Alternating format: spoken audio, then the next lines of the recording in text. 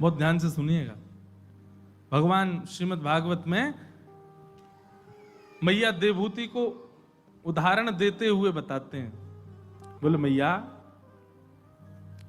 4 प्रकार के भक्त हैं मेरे, बहुत ध्यान से सुनना।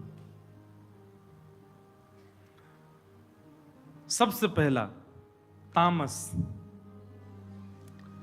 अभिसंधाय यो हिंसाम दंभम मात्सर्यमेव वा सा संरंभी भिन्नग्भावम मयि कुर्यात् स तामस।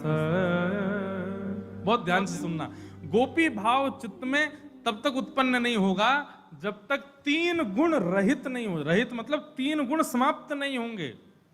ये त्रिगुण समाप्त होंगे तब आप निर्गुण ही बनोगे, और निर्गुणी बनते ही गोपी भाव चित्त में आ जाएगा।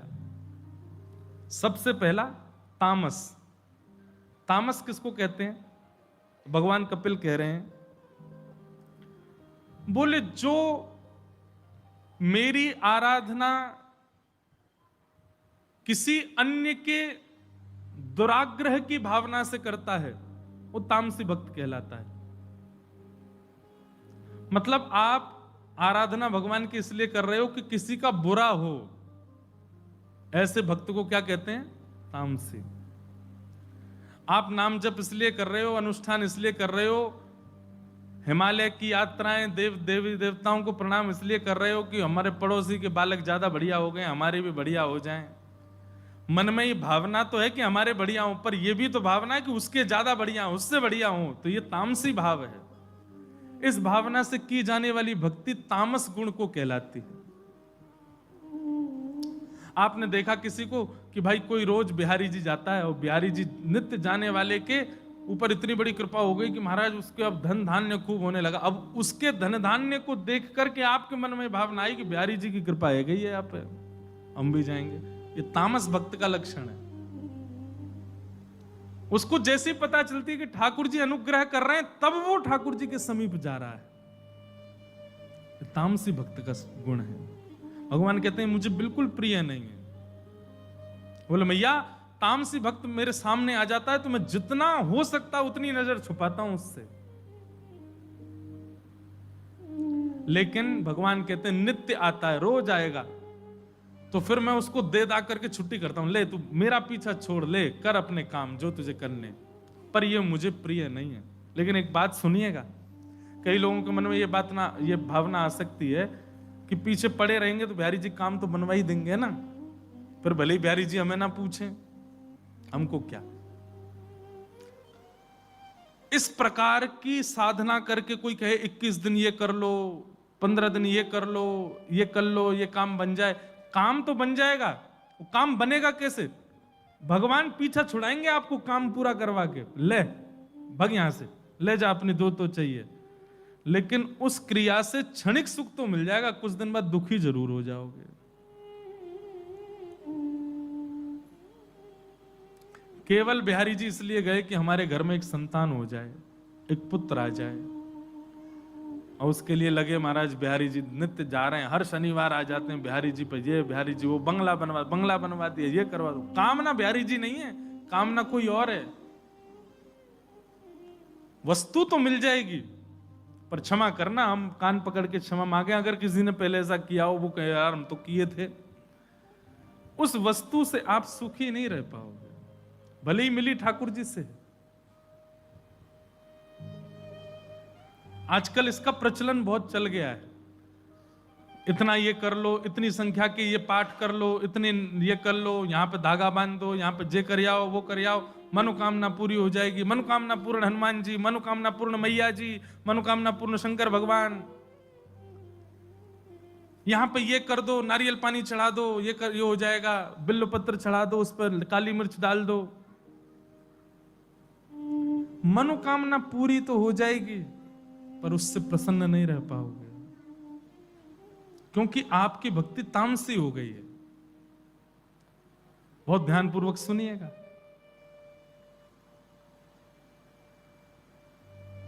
तो तामस भक्त का, अच्छा यूं मत कहना कि महाराज जी खंडन कर रहे हैं, महाराज जी ने ऐसी ऐसी कही, नहीं, सब जगह जाओ, मैं खुद भी जिन जिन नगरों में कथा करने जाता हूं, वहां के जितने देवालय में मैं भी खुद प्रणाम करने जाता हूं, पर कामना से नहीं।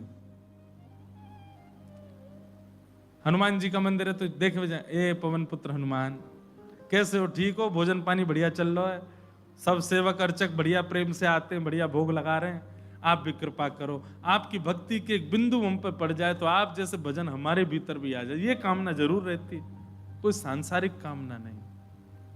तो तामसी भक्त का लक्षण क्या है? वो दूसरे से पैज करके कि उसने ऐसा किया तो उसको ये मिला, अब मैं भी करूं तो मुझे भी प्राप्त होगा, इस भाव से जो भजन करता है वो तामसी भक्त कहलाता है। भगवान कहते हैं मुझे प्रिय नहीं। दूसरा भक्त कौन है?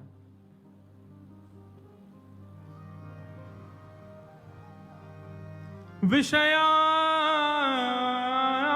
विसंधाय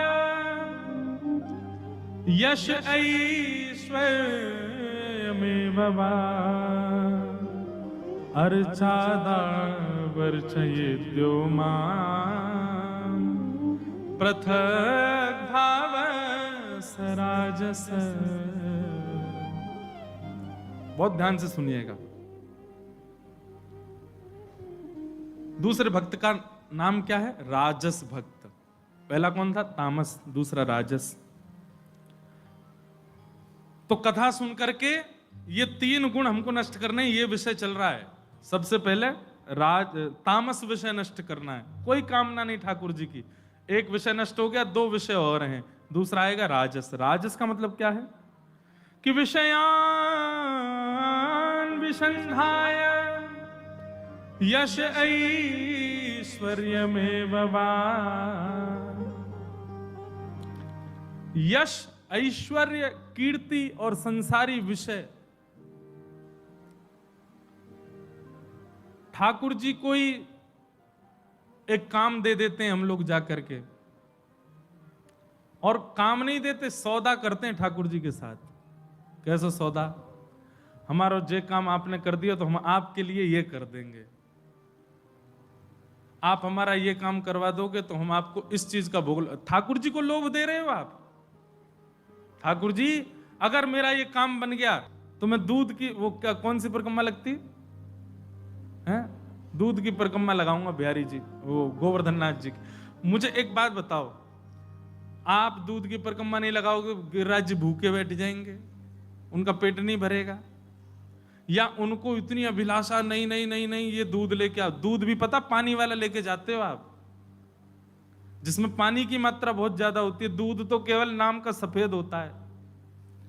आप हमारा ये काम करवा दो, हम दूध की परिक्रमा लगाएंगे। गिरिराज जी कहेंगे हम बे, यशोदा मैया ने दूध पिवायो ही ना मुए, बैकुंठ में दूध की बहुत कमी है, तेरी गैया कोई दूध पीनो मुए।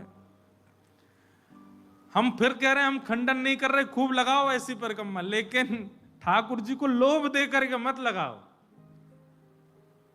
कई बार पूछो किसी को, दंडोती लगा रहे, और भाई दंडोती, हाँ भैया एक कामना हमने करी थी और वो कामना पूरी हो गई तो अब दंडोती लगा रहे हैं।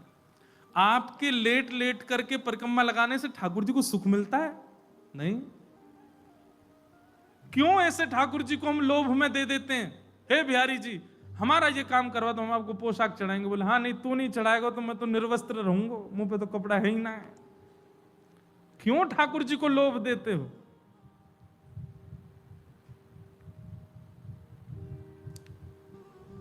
ये तो स्कूल में हम करते थे, तू मेरा होमवर्क कर दे मैं तुझे ये खिला दूंगा, तू मेरा ये काम कर दे मैं तुझे कर दूंगा। सुन कल मैं स्कूल नहीं आऊंगा, तू मेरी मैडम से यूं कह दियो, परसों में तेरी कह दूंगा। ऐसे तो स्कूल में होता है। ये भगवान से करने वाले विषय थोड़े हैं। और इस प्रकार जो ठाकुर जी से करता है उसको कैसा भक्त कहा गया? राजस। ठाकुर जी को ही लोभ दे देते हैं। वाह। तो कथा सुनकर के इस राजस भाव को भी नष्ट करना है। हाँ, इसको थोड़ा सुंदर बना सकते हो। जैसे सुंदर कैसे बनाओ? बोले ठाकुर जी, हे बिहारी जी, जब तक मेरे चित्त में प्रेम लक्षणा भक्ति आप उत्पन्न नहीं करोगे तब तक मैं फलाहारी रहूंगा। आप मेरे चित्त में पहले प्रेम लक्षणा भक्ति प्रकट करो, मेरे नेत्र आपके दर्शन के लिए व्याकुल रहें, कान आपकी कथा के लिए व्याकुल रहें, चित्त सदैव ये रहे कि बस आप मिल जाओ, आप हृदय से लग जाओ, आप दिख जाओ। ऐसी स्थिति मेरी जब तक नहीं बनेगी मैं फलाहार ग्रहण करूंगा, मैं अन्न खाऊंगा ही नहीं। हाँ, ऐसा जरूर कह सकते हो आप ठाकुर जी से, क्योंकि बदले में आप ठाकुर जी को लोभ तो दिए, लेकिन बदले में आप ठाकुर जी को लोभ किस चीज का दिए हो? उनके प्रेम का। प्रेम के लोभी हैं ठाकुर जी। आप उनको अन्न का लोभ दो, दूध का लोभ दो, सोना चांदी का लोभ दो, वस्त्र का लोभ दो, इसका लोभ दो, बंगला का लोभ दो, ये सब लोभ ठाकुर जी को नहीं चाहिए। ठाकुर जी को ऐसा कह दो, हे नाथ मेरे चित्त में ऐसा प्रेम प्रकट कर दो, इतना भाव प्रकट कर दो, मुझे किसी में दोष ही नहीं दिखे। आपने यदि ऐसा कर दिया तो फिर मैं जाऊंगा सुदामा कुटी में जाकर के जितने संत सबका झरा भंडारा करूंगा। ठाकुर जी को ऐसे लोभ दो तो ठाकुर जी प्रसन्न हो। लेकिन जैसे ही आप सांसारिक संपदा के लोभ ठाकुर जी को देते हैं, आप राजस भक्त होते हैं, और भगवान कहते हैं मुझे बिल्कुल प्रिय नहीं राजस। गोपियां भी देती हैं लोभ ठाकुर जी को मक्खन का, भुजा में मक्खन लेकर के बाहर निकाल के कर देती हैं। ठाकुर जी जैसे देखते हैं, राह से जाते हुए ठाकुर जी की नजर पड़े, जैसे मक्खन देखें सोई गोपी के लाला इतकुआ यहाँ पे आ, सोई ठाकुर जी चले जाएं। ठाकुर जी तो जीभ से अपने होठ चाट रहे हैं, मक्खन को देखते जा रहे हैं, तभी गोपी कहती हैं लाला मक्खन खाए को? बोले हाँ खाऊंगा। और फिर मनमानी जो इनकी इच्छा होती है करवाती है। भीष्म पितामह कहते हैं भागवत में, ललित गति विलास बल गुहास प्रणय निरीक्षण कल्पितो रुमाना कृतमनुकृत वत्य उन्मदान्धा प्रकृति मगन किलयस्य गोपवत्व कृतमनुकृतवत्य उन्मदान्ध। बहुत ध्यान से सुनना। भीष्म पितामह कहते हैं, बोले यहां बड़े बड़े राजा, बड़े बड़े साधक, बड़े बड़े तपस्वी आपको अपने वश में नहीं कर पाए, और वो ब्रज की गोपियां नेक्से से माखन का लोभ दे देती हैं, और आप उस माखन के लोभ में जो वो कहती हैं सो कर देते हो। ठाकुर जी की कामर खो गई तो सूरदास जी का एक पद है, कामर कौन लई हूं सुमैया मोरी, एक कहो तेरी कारी कामर, सुर भी खाए गई हूं सुमैया मोरी। बहुत अच्छा पद है सूरदास जी का। तो ठाकुर जी कामर खोया है अपनी, खो के नहीं आए, एक गोपी ने चुरा ली। ठाकुर जी ढूंढने लगे मेरी कामर कहां गई। तो एक ग्वाला बोले लाला मोहे तो लगे तेरी कामर सुर भी खा गई थी, गैया खा गई है। दूसरा ग्वाला कहा बोलो, एक कहो तेरी कारी कामर, खिरक में भाज गई हूं सुमैया मोरी। मैया एक ग्वाला मोते यूं कह रहो कि मेरी कामर जो है का वो तो खिरक, खिरक बोलते हैं, जैसे सघन कुंज है, गैया जहां विराजे वो खिरक है, खिरक में भाज गई। मैया बोली हम बे तेरी कामर के पांव में भाज गई जो, दारी के खोया आया हो, झूठ बोल रहा है। अरे मैया मेरी बात तो सुन ले। बोले कहा, एक कहो तेरी कारी कामर, यमुना में जाए भई हो सुमैया मोरी। मैया एक ने मुझसे कही कि मेरी कारी कामर जमुना जी में बह गई। मैया बोली सही सही बता कहा भयो। बोले मैया ये तो अभी बता रहा हूं मैं, एक ग्वाला नहीं हो गई, एक ग्वाला नहीं हो गई, एक ग्वाला नहीं हो गई। इतने में ही एक गोपी खड़ी और मेरी कारी कामर दूर से मुंह को दिखावे। मैं दौड़ करके वहां के पास गया, अरे गोपी मेरी कारी कामर दे। सो गोपी कहा के, गोपी कहे नाच मेरे आगे। गोपी कह रही है पहले मेरे आगे नाच। मैया मेरे इतने आंसू निकले, मैं रोतो रोतो नाच के लाया, फिर वो ने मेरी कामर नहीं दी। मैया मेरी कामर धल रही है अपने पास। सूरदास जी भाव बताते हैं। अब बताओ, गोपी ठाकुर जी कामर ले जाती है, फिर ठाकुर जी के लाला ले गो। बोले हाँ पहले नाच के दिखा।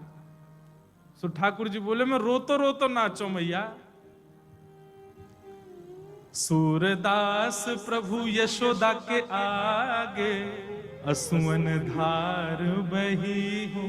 खूब रोए लाल जी, भैया ऐसे ऐसे गोपी सब परेशान करे मुझको। मेरी कामल ले जा में फिर के नाच के दिखा, मेरी बंसी ले जा में फिर के नाच के दिखा, मेरो मोर पिच ले जाए फिर के नाच के दिखा। क्यों? ये गोपियां ठाकुर जी को कोई सांसारिक लोभ नहीं देती हैं, ये ऐसा लोभ देती हैं जिससे प्रेम बढ़ता है। इसलिए ठाकुर जी उनकी बात मानते हैं। भीष्म पितामह कहते हैं आपको पकड़ने के लिए सिद्ध होना जरूरी नहीं, आपको पकड़ने के लिए ज्ञानी होना जरूरी नहीं, आपको पकड़ने के लिए तो ब्रज की गोपी होना जरूरी है, ब्रज की प्रेयसी होना जरूरी है। बोले आप कोई के बस में आवे वारे नहीं हो ठाकुर जी, ये तो पता चल गई हमें। अरे कहां तक कहें महाराज, ठाकुर जी का प्रिय मित्र पूरी दुनिया को तो ये पता है कि अर्जुन है, पर हम ब्रजवासी ने पता है ठाकुर जी को प्रिय मित्र उद्धव है। और वो उद्धव भी क्यों है? क्योंकि गोपियों का शिष्य है उद्धव। वह उद्धव के प्रति भी ठाकुर जी का सॉफ्ट कॉर्नर है, ज्यादा ही है। उद्धव भी यदुवंशी है कि नहीं? संपूर्ण यदुवंशियों को श्राप लगा, सब लड़ झगड़ करके मर गए, पर उद्धव नहीं। उद्धव कहां है? बद्रीनाथ। भगवान ने अपने पादुका लेकर के भेजा, तुम बद्रीनाथ जाओ। उद्धव कैसे बच गया? क्योंकि गोपियों का शिष्य है उद्धव। भैया जब गोपीन को शिष्य उद्धव बन करके अपने श्राप से बच सके, हम इन ब्रजवासीन के दास बन जाएं तो हम पे लाल जी कृपा नहीं करें? हम इन गोपीन के दास बन जाएं, ब्रज के दास बन जाएं, ब्रज रज के उपासक बन जाएं, लाल जी नित्य कृपा करेंगे। ब्रज की कोई एक वस्तु से प्रेम कर लो बस। प्रेम संसारी नहीं होना चाहिए। कईयों सोचो कि महाराज जी खुली छूट दे रहे हैं, अब तो ब्रज की छोरान ने पटाओ, ब्रज की छोरी नहीं पटाओ। ये सब काम मत करियो भैया, औंधे गिरोगे। प्रेम करवे को मतलब है उनके चरणों के प्रति, उनके भाव के प्रति, वो कैसे भी हैं आप उनके प्रति श्रद्धा रखो। ये ब्रजवासी हैं भैया, ब्रजवासी को देख करके इतने भाव में भर जाओ जैसे मानो साक्षात बिहारी जी सामने आ गए हों। तो सबसे पहले अपने भीतर से तामसता को नष्ट करो, कथा से होगी। दूसरी बात, राजस गुण को नष्ट करो। और तीसरा गुण क्या है? सात्विक गुण। कि कर्म निर्हारम उद्दिश्य परस्मिन् वा तदर्पणम यज्ञे दष्टव्यमिति वा पृथग भाव सात्विक।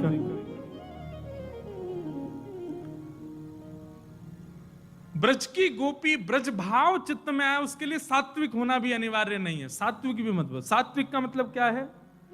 बोले कर्म निर्हार मुद्दिश्य परस्मिन् वा तदर्पणम। अपने जीवन में करने वाली हर क्रिया को भी ठाकुर जी को अर्पित करना। हे नाथ, मेरा आपकी कृपा से सब काम हो रहा है, करते हो तुम कन्हैया, मेरा काम हो रहा है, मेरा काम हो रहा है, मतलब काम बना रहे, ये इच्छा मन में उत्पन्न हो रही है। और यह इच्छा मन में उत्पन्न हो रही है तो यह भाव भी उत्पन्न हो रहा है, ठाकुर जी बनवाते रहना। इतनी सूक्ष्म भावना भी यदि है तो भी आप ब्रज भाव से दूर ही रहोगे। समझ में आई कि नहीं बात? ठाकुर जी बड़ी कृपा आपकी। क्यों कृपा? मेरी जॉब लग गई, इतने दिन से प्रयास कर रहा, अभी तक आपकी कृपा से लग गई। ऐसी भावना भी ठाकुर जी के प्रति है तो भी आप ब्रज भाव से अलग हो। इतनी कामना भी नहीं, इतनी भावना भी नहीं।